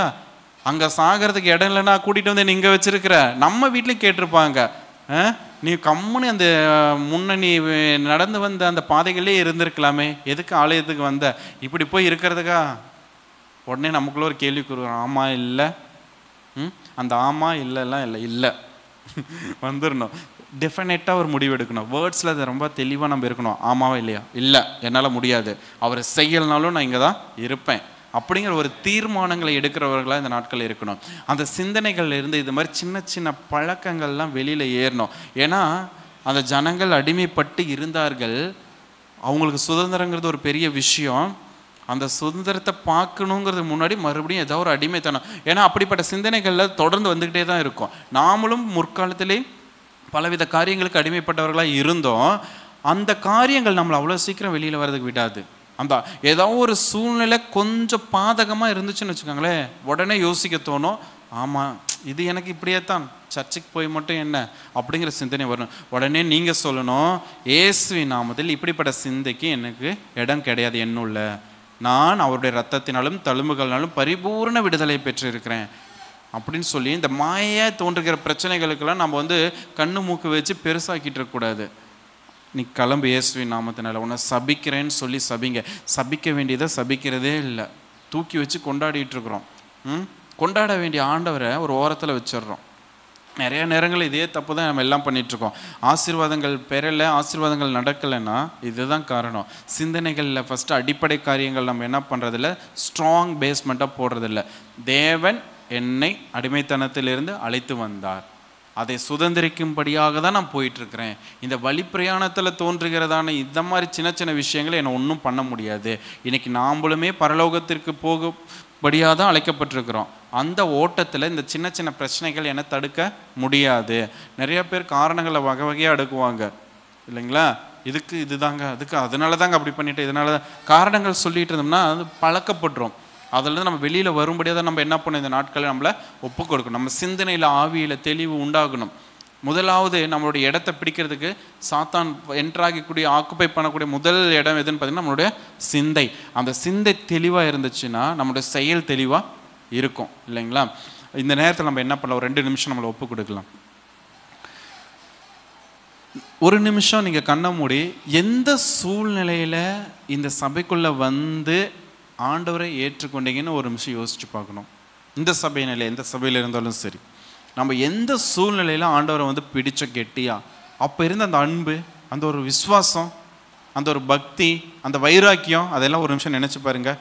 எத்தனை பேர் தன்னுடைய குடும்பம் சூழ்நிலை, உங்கள் பேரண்ட்ஸ், பெற்றோர், உங்கள் உறவுகள் எல்லாம், நீங்கள் எவ்வளோ பெரிய குடும்பத்தில் இருந்திருக்கலாம், எல்லாத்தையும் உதறி தள்ளிட்டு வந்தோம். அன்றைக்கி எகிப்தின் நிந்தையெல்லாம் நம்ம உதறி தள்ளிட்டு வேண்டாம் அப்படின்ட்டு வந்தோம். இன்றைக்கி ஒரு ஸ்டெபிளாகிற நேரத்தில் அவருடைய கனிகளை கையில் வச்சுக்கிட்டு அவருடைய ஆசீர்வாதத்தை சுதந்திரிக்க பக்கமாக நெருங்கிட்டோம். ஆனால் நம்மளுடைய சிந்தனை இப்போ எப்படி இருக்குன்னு யோசிச்சு பாருங்களேன். ப்ராக்டிஸ் ஆகிருக்கும் நமக்கு. இதனால் என்ன, இப்படியே தான் இது காலங்காலமாக இப்படியே போயிடுச்சு, எனக்கு பழகிடுச்சு அப்படிங்கிற மாதிரி இருக்கும். அந்த பழக்க வைக்கிறதுக்காக ஆண்டவர் கூட்டிகிட்டு வரல, சுதந்திரிக்கும்படியாகவே தான் ஆண்டவர் கூட்டிகிட்டு வர்றார். அப்படி நம்ம அடிமைத்தனத்திலே பழக்க வைக்குவதற்கு எதுக்கு நம்ம ஒரு விடுதலையுள்ள ஒரு பலனுள்ள ஒரு என்ன சொல்கிறது, நம்மளுடைய கர்த்தாதி கர்த்தரை தேவாதி தேவனை நம்ம தேடணும். கர்த்தாதி கர்த்தர் அப்படின்னா என்ன தெரியுமா அர்த்தம்? அவருக்கு மேலே ஒருத்தருமே இல்லை, சாவரைன் காட், அவருக்கு மேலே வேறு எதுவுமே இல்லை வல்லமை அப்படிங்கிறது தான் அர்த்தம். அந்த பேரை சொல்கிறோம்னா அதில் ஒரு அர்த்தம் இருக்குது. நம்ம அந்த அர்த்தத்தை மறந்துட்டு வெறும் வார்த்தைகளே அலப்பி கொண்டு இருக்கிறோம். யோசிங்க ஒரு நிமிஷம். இந்த நாட்களில் நம்ம விடுதலை பெறும்படியாக முதலாவது நம்முடைய சிந்தனையில் ஒருவேளை அந்த அடிப்படையாக போட்ட அந்த பேஸ்மெண்ட்டில் ஏதாவது உங்களுக்கு வீக் தெரிஞ்சிச்சுன்னா இந்த வேலையில் சரி பண்ணுவோம். சூழ்நிலைகள் கொண்டு போயிருக்கோம், நம்மளே பல டைரெக்ஷனில் கொண்டு போய் இருக்கோம். இந்த வேலையில் நம்மளை என்ன பண்ணியிருக்கலாம்? ஒப்பு கொடுப்போம். தேவனே, என்னுடைய சிந்தனையிலே கட்டி வைத்திருக்கிறதான அந்த பழைய அடிமைத்தனத்தின் காரியங்கள் இயேசு நாமத்தில் வெளியேறுவதாக. நீங்கள் வாயை திறந்து டிக்ளேர் பண்ணாத வரையிலுமே அந்த அடிமைத்தனம் உள்ளதாக இருக்கும். நீங்கள் வாயை திறந்து டிக்ளேர் பண்ணி அறிக்கை பண்ணி சொல்லும்போது தான் அது வெளியில் போகும். இயேசுவின் நாமத்தில் எனக்குள்ளே இருக்கிறதான அந்த பழைய அடிமைத்தனத்தின் காரியங்கள் இனிமேல் கிடையவே கிடையாது. இயேசுவின் நாமத்தினாலே என்னை சுதந்திரிக்க கூடாதபடிக்கு அவிஸ்வாசத்திலே வழிவிலக்க பண்ணுகிறதான காரியங்கள் இயேசு நாமத்தில் வெளியேறட்டும். இந்த நாட்களில் தேவனுடைய ஆளுகைக்கு 100% என்னுடைய சிந்தனையை ஒப்பு கொடுக்குறேன். என்னுடைய இது உம்முடைய ஆவி ஆத்மா சரீரம் நீர் கொடுத்ததுக்கு ஆண்டவரே, இது எனக்குரியதல்ல, உம்முடைய ஆளுகைக்கு என்று ஒப்பு கொடுக்கிறேன். உம்முடைய ஆவியானவர் உம்முடைய சித்தத்தின்படி என்னை நடத்துவாராக. இந்த நாட்களிலே எனக்கு தோன்றுகிறதான அவிசுவாசமான காரியங்களே உம்முடைய அதிசயங்களை காணக்கூடாதபடிக்கு தடையாக இருக்கிறது அப்பா. அப்பா, மனிதர்களை பார்த்தல்ல, ஊழியத்திலும் என்னுடைய சுவிசேஷ காரியங்களிலும் மற்ற என்னுடைய சாட்சியின் காரியங்களிலும் என் குடும்பத்திலும் மற்ற எந்த காரியங்களும் மனிதர்களை பார்த்து அல்லவே அல்ல, தேவனையே என் ஆத்துமா நோக்கி கொண்டிருக்கிறது. ஆண்டவரே, நீர் எங்களை நடத்தலாம், வேற யார் ஆண்டவரே நடத்தக்கூடும்? எங்களை ஒப்பு கொடுக்குறோம் கர்த்தாவே. நீங்கள் செய்யலைனாலும் நாங்கள் உண்மையை தான் பற்றி கொள்வோம் ஆண்டவரே. ஸ்தோத்திரம் கர்த்தாவே. உம்முடைய சித்தத்தை நிறைவேற்றுவதே என்னுடைய வாஞ்சையாக இருக்கிறது ஆண்டவரே. ஹல்லேலூயா. சாத்தான் உலகத்தின் காரியங்களை எல்லாம் எங்கள் கண்முன்ன வச்சு என் குடும்பத்தின் காரியங்கள், பிள்ளைகள் எல்லாம் ஆண்டவரே, எல்லா குறைவான காரியங்களை கண்முன்னே கொண்டு வந்து ஆண்டவரே உம்மை விட்டு பிரிக்கிறதான சூழ்நிலை இந்த நாட்கள் என்னை விட்டு வெளியேறுவதாக. இயேசுவின் நாமத்தினாலே என்னுடைய சிந்தை விட்டு வெளியேறட்டும் கர்த்தாவே. என்னுடைய சிந்தையில் இந்த இப்படிப்பட்ட அவிசுவாசமான கிரியைகளுக்கு இடமே கிடையாது. இயேசுவின் நாமத்தினாலே, இயேசுவின் நாமத்தினாலே சபித்து வெளியேற்றுகிறேன். இயேசுவின் நாமத்திலே என் குடும்பத்திலே, என் சபையிலே இருக்கிறதான இந்த அவிசுவாச கிரியைகள் இயேசுவின் நாமத்திலே பிள்ளைகளோட சிந்தனை விட்டு வெளியேறுவதாக. தேவனை சுதந்திரிக்க கூடாதபடிக்கு எங்களுக்குள்ளே துர்ச்செய்தியை பரப்பும்படியாய் எழுப்பப்பட்டதான எல்லா ஏஜென்ட்டுகளும் இயேசு நாமத்திலே விலகி போவார்களாக. எங்களை பலனற்று போகும்படி, எங்களை மங்கி போகச் செய்கிறதான எல்லா நபர்களும் சூழ்நிலைகளும் கிரியைகளும் இயேசு நாமத்திலே எங்களை விட்டு வெளியேறுவதாக. தேவனே, உம்முடைய விடுதலை காணக்கூடாதபடிக்கு ஆண்டவரே, விடுதலை காணக்கூடாதபடிக்கு எங்கள் கண்களை அடைத்து வைத்திருக்கிறதான எல்லா சோர்வுகளும் இயேசு நாமத்தில் வெளியேறுவதாக, வெளியேறுவதாக. எல்லா பலவீனப்படுத்துகிற கிரியைகளும் இயேசு நாமத்தில் வெளியேறுவதாக. எங்களை திடப்படுத்துங்க, திடப்படுத்துங்க, திடப்படுத்துங்க. நாங்கள் ஏனாக்கின் புத்திரர் ராட்சதர்கள் யாரை பார்த்தாலும் நாங்கள் பயப்பட போகிறது இல்லை கர்த்தாவே. ஏன்னா நீங்கள் எங்களை விட பெரியவராக இருக்கிறீர். அதற்காக ஸ்தோத்திரம், ஸ்தோத்திரம், ஸ்தோத்திரம், ஸ்தோத்திரம் அப்பா. ஹல்லேலூயா. உமக்கே உமக்கே உமக்கே மகிமை உண்டாவதாக. இந்த நாட்களில் ஆண்டவரே, இந்த பரிபூர்ண அந்த விடுதலையை பெறக்கூடாதபடிக்கு எங்கள் சிந்தையை ஆண்டவரை கட்டி வைத்திருக்க எல்லா கட்டுகளிலிருந்து விடுதலையாக்கும், விடுதலையாக்கும் கர்த்தாவே. உம்முடைய சிந்தை எங்களுக்குள்ளே வரட்டும் கர்த்தாவே. நாங்கள் வழி நடத்தப்பட்டால் நாங்கள் தவறாக வழி நடத்துக்குவோம் ஆண்டவரே. உம்முடைய சிந்தனை எங்களை ஆண்டவரே, உம்முடைய ஆவி எங்களை ஆட்கொள்ளும் பொழுது நிச்சயமாக அது பர்ஃபெக்ட் டெஸ்டினேஷனாக இருக்கும் ஆண்டவரே. நாங்கள் சேரக்கூடிய இடம் அந்த பர்ஃபெக்டான பிளேஸில் பர்ஃபெக்டான டைமில் நீங்கள் கொண்டு போய் சேர்த்துவீங்க ஆண்டவரே. அதற்காக ஸ்தோத்திரம், ஸ்தோத்திரம், ஸ்தோத்திரம் ஆண்டவரே. எங்களுடைய சுயங்கள், எங்களுடைய சுய திட்டங்கள், ஆண்டவரே சுயமாக போட்ட காரியங்கள் ஆண்டவரே, நாங்களே யோசித்து வச்சதான ப்ரீ பிளான்ஸ் எல்லாமே இயேசுவின் நாமத்தில் ஆண்டவரே உம்முடைய சித்தத்திற்கு ஏற்றபடியாக நாங்கள் மாற்றம் கொடுவோம் கர்த்தாவே. உதவி செய்யுங்க, உதவி செய்யுங்க, உதவி செய்யுங்க ஆண்டவரே. எத்தனை நாட்களுக்கு ஆண்டவரே நாங்கள் இந்த இப்படிப்பட்ட விழுகிறதும் எழுகிறதுமாக இருக்கணும் கர்த்தாவே. அது ஆண்டவரே உம்முடைய சித்தம் அல்லவே அல்ல கர்த்தாவே. ஆண்டவரே, எங்களுக்குள்ள ஒரு ஸ்டெடி ஸ்டேட்டை கொடுங்க ஆண்டவரே. எங்கள் மைண்டில் ஒரு ஸ்டெடி ஸ்டேட்டை கொடுங்க ஆண்டவரே. ஒரு நிலைவரமான சிந்தனை எங்களுக்கு கொடுங்க ராஜா. நாங்கள் விழுகிறதும் ஆண்டவரே இதை பார்க்க நல்லா இல்லைப்பா. எங்களுடைய கனிகள் ஆண்டவரே துர்ச்செய்தியை பரம்புகிறதான கனிகளாக இருக்கிறது அப்பா. எங்களுடைய காரியங்கள் எல்லாம் ஆண்டவரே நாங்கள் ஒரு விடுதலையோடு, ஒரு ஃபுல் ஃப்ளஷ்டு மைண்டோட, ஒரு முழுமையான ஒரு சிந்தையோடு இடத்துல நாங்கள் வர எங்களுக்கு உதவி செய்யுங்க ராஜா. இது எங்களால் கூடாதுன்னு எங்களுக்கு தெரியும் ஏசப்பா. அதனால தான் உங்ககிட்ட ஒப்பு கொடுக்குறோம் ஆண்டவரே. தன்னைத்தானே ரட்சித்துக்கொள்ள யாராலும் கூடாதே அப்பா. நீங்க ஒருத்தர் மாத்திரம்தான் இந்த காரியத்தை செய்ய முடியும். நீங்க ஒருத்தர் தான் எங்களை நடத்த முடியும். எங்களை சரி செய்து கொள்ள எங்களால முடியாது. வாயை திறந்து அறிக்கை பண்ணுங்க. நம்மளால முடியாது. நம்ம வேணா ஆலோசனைகள் கேட்கலாம், நிறைய பண்ணலாம். நம்மளால முடியாதுங்கிறத ஒத்துக்கொள்ளணும். இந்த நாட்களை ஒத்துக்கொள்ளுங்க. தேவனை இது சரி பண்ண என்னால முடியாது. ஒருவேளை அந்த இடத்துல என்னுடைய சுயம் மேன்மை பாராட்டி இருந்தால் தேவன் மன்னிப்பிறாக கர்த்தாவே. ஆனாலும் உம்முடைய ஆவியினாலே எல்லாம் ஆகும் கர்த்தாவே. நாங்கள் ஒப்பு கொடுக்கிறோம் கர்த்தாவே. என்னுடைய எந்த சுய கிரியைகளும் இதை ஆண்டவரே சரி பண்ண முடியாது கர்த்தாவே. உம்முடைய ஆவியினாலே எல்லாம் ஆகும் கர்த்தாவே. உம்முடைய ஆவியானவர் எங்களுக்குள்ள ஆளுகை செய்வீராக ராஜா. இடைப்படுங்கப்பா. ஒவ்வொரு நிமிஷமும் நீங்க எங்களோட பேசுங்க ராஜா. உம்முடைய பிரசன்னம் எங்களோட இருந்துச்சுன்னா வேற எதுவுமே வேண்டாம் ஆண்டவரே. உம்முடைய பிரசன்னம் எங்களுக்கு வேண்டும் கர்த்தாவே. அப்பா உமக்கு சோத்திரம். முதலாவது நாங்கள் பல காரியங்களை சரி பண்றதுக்கு முன்னாடி, இடிந்து போன மதில்களையும் அலங்கங்களையும் கட்டுவதற்கு முன்பாக எங்களுடைய சிந்தனை ஆண்டவரை நாங்கள் கட்டுகிறோம் கர்த்தாவே. எல்லா வாசல்களையும் திறந்து வைத்து நாங்கள் பலவித காரியங்களுக்கு இடம் கொடுத்தது உண்டு. இந்த வேளையில் நாங்கள் தவறு என்று நாங்கள் ஆண்டவரை அறிந்து ஒப்பு கொடுக்கிறோம் கர்த்தாவே. அது தவறு அப்பா, அது தவறு ஆண்டவரே. எங்களை ஒப்பு கொடுக்கிறோம். ஆவியானவர் எங்களுக்கு உதவி செய்யுங்க. எங்களுடைய சிந்தனையில தெளிவு உண்டாகட்டும். சிந்தனையில தெளிவு வராமல் எங்கள் வாழ்க்கையில் வேற எதுலையுமே நாங்கள் ஷைன் பண்ண முடியாது கர்த்தாவே. ஹல்லேலூயா. எங்கள் ஸ்பிரிச்சுவல் லைஃப்ல நாங்கள் எங்களை இது பண்ணிக்க முடியாது கர்த்தாவே. எங்களை தாழ்த்தும்படியாய் ஆண்டவரே உம்மிடத்தில் எங்களை ஒப்பு கொடுக்கிறோம் கர்த்தாவே. உங்களால் தான் செய்ய முடியும். என்ன சரி பண்ண என்னால் முடியாது கர்த்தாவே. ஹல்லேலூயா. அது அவுட் ஆஃப் ஸ்கோப் ஆண்டவரே. ஹல்லேலூயா. இது எங்களுடைய ஆண்டவரே நீங்கள் தான் எங்களை எடுத்துக்கோங்க. நீங்கள் வழி நடத்துங்க ராஜா. எங்களை ஃபுல் ஃப்ளஷ்டு ஒரு ஹியூமனாக அது உம்முடைய சித்தத்தின்படி வணையப்பட்ட ஒரு பாத்திரமாக மாற்றுங்க ராஜா. நாங்கள் எதோ அலங்காரம் பண்ணி கொண்டாலும், எங்களுக்குன்னு நாங்கள் ஆண்டவரை சுயமாக யோசித்து எங்களை டெக்கரேட் பண்ணிக்கிட்டாலும் அது நல்லாவே இல்லை கர்த்தாவே. உம்முடைய ஆவியானவர் எங்களுக்குள்ளே ஃபுல்ஃபில் பண்ணி ஆண்டவரை உம்முடைய சித்தத்தின்படி நடத்தப்படும் போது தான் ஆண்டவரே அந்த கனிகள் மற்றவர்கள் நற்சாட்சிகளாக இருக்கும் ஆண்டவரே. அந்த காலைப்பை போல ஆண்டவரை மற்றவர்களை திடப்படுத்துகிறவர்களாக நாங்கள் இருப்போம் கர்த்தாவே. இல்லை என்றால் நாங்கள் துர்ச்செய்தி பரப்புகிறவர்களாக நாங்கள் இருப்போம் கர்த்தாவே. எங்கள் சிந்தையில் இருக்கிறதான எல்லா ஆண்டவரே அந்த இன்ஃபீரியாரிட்டி காம்ப்ளெக்ஸ், தாழ்மையின் சிந்தனைகள் இயேசு நாமத்தில் வெளியேறுவதாக. நாங்கள் அந்த இடத்துல வெட்டுக்கிளிகளை போல இருக்கணும் அறிக்கை பண்ணுறாங்க. ஆனால் நீரோ எங்களை ஆண்டவரே உங்களுடைய உள்ளங்கையில் வரைஞ்சிருக்கீங்க ஆண்டவரே. உங்கள் கண்மணி போல பாதுகாத்து கொண்டு இருக்கீங்க. இத்தனை காரியங்கள் இருக்கும்போது எங்களை நாங்களே தாழ்த்தி கொள்வது ஆண்டவரே உமக்கு மனவேதனை உண்டாக்குமே அப்பா. சோத்திரம். உம்முடைய வாக்குத்தத்தை மறுதளிக்கிறவர்களாக நாங்கள் இருக்கவே கூடாது கர்த்தாவே. உம்முடைய வாக்குத்தத்தை நாங்கள் உரிமை பாராட்டி இந்த வேலையில் பெற்றுக்கொள்கிறோம். நாங்கள் ஒரு வேளை நான் எதுக்கு உயிரோடு இருக்கேன், நான் எதுக்கு இப்படி வாழணும்னு ஒரு வேளை சிந்தனை எங்களுக்கு இருந்திருந்தால் தேவன் அதை ஒப்பு கொடுக்கிறோம். எங்களுக்கு அதை மன்னிங்க தேவனே. அப்பா சோத்திரம். உம்முடைய சுதந்திரத்தை பெரும்படியாகவே நாங்கள் அழைக்கப்பட்டிருக்கிறோம். உம்முடைய சுதந்திரக்குள்ளே நாங்கள் பிரவேசித்து அதை உரிமை பாராட்டி பெற்றுக்கொள்கிறோம் இயேசுவின் நாமத்தினாலே. அப்பா எங்களுடைய சிந்தனைகள் தவறானவைகளாக இருந்ததே அப்பா. உம்மிடத்தில் ஆண்டவரை சீர்படுத்த எங்களுக்கு உதவி செய்யுங்க. ஒரு வாய்ப்பை கொடுத்துருக்கீங்க, அதுக்காக நன்றி. இந்த வேலையில நீர் எங்களுக்கு கொடுத்த இந்த வாய்ப்பிற்காக நன்றி ஆண்டவரே. எங்களை திரும்ப ரீரைட் பண்ணுங்க ஆண்டவரே. ஆண்டவரை எங்களை ஒப்புக் கொடுக்குறோம் ஆண்டவரே. ஒரு எம்டி ஆண்டவரே, ஆண்டவரே ஒரு பிளேட்டை போல் நாங்கள் ஒப்புக் கொடுக்குறோம் ஆண்டவரே. உமக்கு சித்தமானதை நீங்கள் என்ன எங்களுக்குள்ள நீங்கள் சித்தமானதை செய்யணும்னு நினைக்கிறீங்களா செய்யுங்க ஆண்டவரே. வெறுமையான எங்களை ஒரு பாத்திரமா ஆண்டவரே உங்கள் இடத்துல நாங்கள் ஒப்புக் கொடுக்குறோம் கர்த்தாவே. உமக்கு சித்தமான அந்த ஆண்டவரே காரியங்களை செய்ய எங்களுக்கு ஒப்பு கொடுங்க, பழக்குவீங்க ஆண்டவரே. எங்களுடைய ஃபெல்லோஷிப் நல்ல ஒரு ஸ்ட்ராங் ஃபெல்லோஷிப்பாக இருக்கணும். தேவனுக்குள் ஒழுக்கம் உள்ளவர்களோடு எங்களுடைய ஃபெல்லோஷிப் இருக்கணும் கர்த்தாவே. அப்பா உதவி செய்யுங்க கர்த்தாவே. எங்களையும் எங்கள் குடும்பத்தையும் எங்கள் சபையும் நீர் ஆட்கொள்வீராக கர்த்தாவே. உமக்கே ஸ்தோத்திரம் உண்டாவதாக கர்த்தாவே.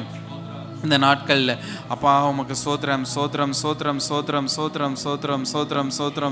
அப்பா. எங்களுடைய வாயின் வார்த்தைகளால் செய்ததான அறிக்கைகள், சோர்வுக்குண்டான காரியங்கள், பலவீனப்படுத்துகிற காரியங்கள் எல்லாம் நசரேயனாகிய இயேசுவின் நாமத்திலே நாங்கள் அதை கேன்சல் பண்ணுகிறோம் இந்த வேலையில் கர்த்தாவே. உமக்கே சோத்திரம். ஒருவேளை ஆண்டவரே என்னுடைய குடும்பத்தின் சூழ்நிலை பார்த்து நான் சொல்லியிருந்திருப்பேன், தேவனே இது இனிமேல் இவ்வளவுதான் சொல்லியிருப்பேன். தேவனே அந்த வார்த்தைகளை எல்லாத்தையும் கேன்சல் பண்ணுகிறேன் இயேசு நாமத்திலே.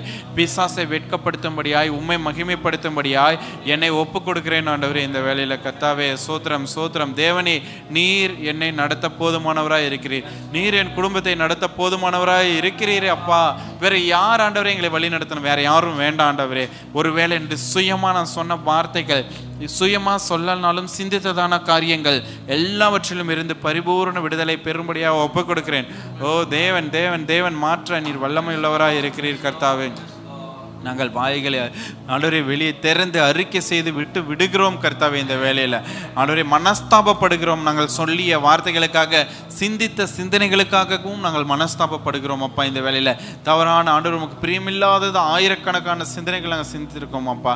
தேவன் அதை மன்னிப்பீராக மன்னிப்பீராக ஆண்டவரே. நீங்கள் யாருன்னு தெரியாமல் போனதுனால தான் நாங்கள் அப்படி சிந்திச்சிட்டோம் ஆண்டவரே. உங்களுடைய வல்லமையை நாங்கள் ஆண்டவரே, மகிமையை நாங்கள் ஆண்டவரே அறிந்து கொள்ளக்கூடாதபடிக்கு எங்கள் சிந்தனையிலே தோன்றினதான் எண்ணங்களே இதற்கு தடை ஆண்டவரே. அதை எல்லாவற்றையும் இயேசுவின் நாமத்தில் இப்பொழுது கேன்சல் பண்ணுகிறோம் அப்பா, கேன்சல் பண்ணுகிறோம் அப்பா. இந்த நாட்களில் நீர் எங்களுக்கு சொன்னதான அந்த வாக்குத்தத்தத்தை நிறைவேறும்படியாக, பெற்றுக்கொள்ளும்படியாக எங்களை ஒப்புக் கொடுக்கிறோம் கர்த்தாவே. நீர் நீர் நீரே ஆளுகை செய்வீராக கர்த்தாவே அப்பா. எங்களை முழுக்க முழுக்க 100% அப்படியே ஃப்ரெஷ்ஷாக உங்கள் கையில் நாங்கள் ஒப்பு கொடுக்குறோம் ஆண்டவரே. நீங்கள் நீங்கள் நீங்கள் நீங்கள் நீங்கள் ஆளுகை செய்யுங்க அப்பா. வேறு எந்த காரியமும் இல்லை. என்னுடைய தொழிலோ, என்னுடைய பணமோ, என்னுடைய ஆண்டவரே வேலையோ, என்னுடைய குடும்பமோ, என்னுடைய உறவுகளோ, என்னுடைய ஃபெலோஷிப்போ எதுவும் கிடையாது கர்த்தாவே. நீங்கள் ஆளுகை செய்யுங்க, நீங்கள் ஆளுகை செய்யுங்க கர்த்தாவே. நேர்த்தியும் கிரமமாக நடத்த உங்களை தவிர ஒரு பர்ஃபெக்ட் லீடர்ஸ் எங்களுக்கு கிடையவே கிடையாது கர்த்தாவே. ஆண்டவரே நாங்கள் ஒப்புக் கொடுக்கிறோம். உம்முடைய ஆண்டவரே அந்த பிரயாணத்தில் உம்முடைய கரத்தில் எங்களை ஒப்புக் கொடுக்கிறோம் கர்த்தாவே. அந்த கானானுக்குள்ளே சேரக்கூடாத படிக்க தடையாக இருந்ததான எல்லா சோர்வுபடுத்துகிற துர்ச்செய்திகளும், எல்லா அவிசுவாசமான காரியங்களும், நபர்களும், கிரியைகளும், சூழ்நிலைகளும் இயேசுவின் நாமத்திலே எங்களுடைய பிரயாணத்தை விட்டு வெளியேறும்படியாக ஜெபிக்கிறோம் கர்த்தாவே. இயேசுவின் நாமத்தினாலே ஹல்லேலூயா. எங்களை மட்டுப்படுத்தும்படியாக, சோர்வுக்குள்ளாக தள்ளும்படியாய் எழும்பி வந்ததான எல்லா ஏஜென்ட்டுகளும் இயேசு நாமத்திலே சிதறடிக்கப்படுவார்களாக கர்த்தாவே. விசுவாச கேடயத்தை நாங்கள் பிடித்து கொண்டு நடக்க உதவி செய்யுங்க ராஜா. உங்களுடைய வார்த்தை எங்களை தேற்றுவதாக கர்த்தாவே. ஒரு வேளை சூழ்நிலைகள் அப்படி இருந்தாலும் தேவன் நீர் மாற்ற போதுமானவராக இருக்கிறீர் கர்த்தாவே. உம்முடைய கரத்தில் எங்களை ஒப்புக் கொடுக்கிறோம் கர்த்தாவே. நீரே நீரே நீரே ஆட்கொள்ளும்படியாக ஒப்புக் கொடுக்கிறோம் அப்பா. பரிசுத்தப்படுத்துங்க ஆண்டவரை. நாங்கள் பெற்றுக்கொண்ட இந்த ஆண்டவரை தெளிவான சிந்தனையிலிருந்து விலகாதபடி காத்துக்கொள்ள உதவி செய்யுங்க ராஜா. தேவையில்லாத சத்தங்களுக்கு எங்கள் செவிகளை சாய்க்காதபடிக்கு எங்கள் செவிகளை இயேசுவின் நாமத்தில் அடைக்கிறோம் இப்பொழுது ஆண்டவரே. உமக்கு சித்தமானதையும் உமக்கு பிரியமானதையும் மட்டும் என் செவிகள் கேட்க, என் செவிகளை திறந்து வைக்க தேவன் கிருபை பாராட்டுங்க ராஜா. என் செவியை பரிசுத்தப்படுத்துவீராக ராஜா. இந்த நாட்களில் தேவன் ஆளுகை செய்வீராக, ஆளுகை செய்வீராக ராஜா. Hallelujah, hallelujah.